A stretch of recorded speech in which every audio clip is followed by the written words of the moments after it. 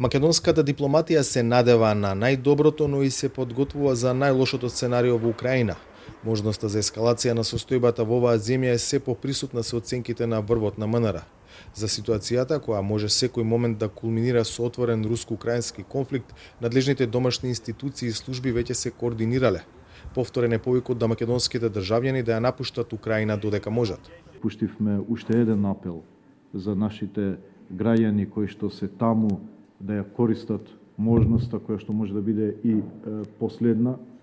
Сепак никој не може да биде сигурен, меѓутоа да ги користат се уште присуството на комерцијални летови, бидејќи секој ден по една авиокомпанија ги откажува летовите за Киев и да можат да се вратат во Скопје. Според, знаете дека ги имаме мапирано сите наши луѓе, амбасадата ги има контактирано, семејствата се на дипломатите се вратени, дипломатите остануваат таму, обезбедивме услови за функционирање на амбасадата за наредните 3 месеци, ќе кажам, дадовме однапред плата за наредните 3 месеци за кирија, за да ги извадат во кеш, бидејќи утре може и банките да не функционираат, па да остане амбасадата без неопходните средства.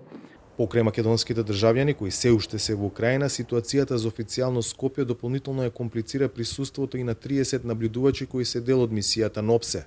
Се уште се проценува дали тие треба да се повлечат или дислоцираат. Останува прашањето на 30 наши наблюдувачи во рамките на специјалната мониторинг мисија на ОПСЕ.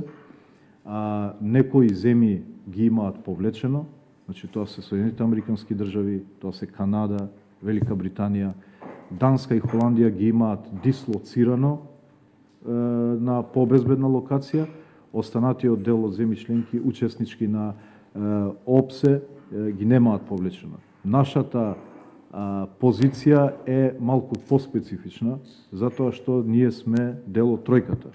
Значи, ние сме дел од председавањето со ОПСЕ и се разбира повеќе внимаваме какви пораки ќе дадеме по однос на улогата на мониторинг механизмите на ОПСЕ. Ова прашање ќе се решава во наредниот период и ќе зависи од развојот на ситуацијата во Украина, за која и властите во земјава сметаат дека е ризик за светскиот поредок. Секоја суверена држава сама да се ги определува своите надворешно политички приоритети. За Гласот на Америка, од Скопје, Владимир Мирчевски.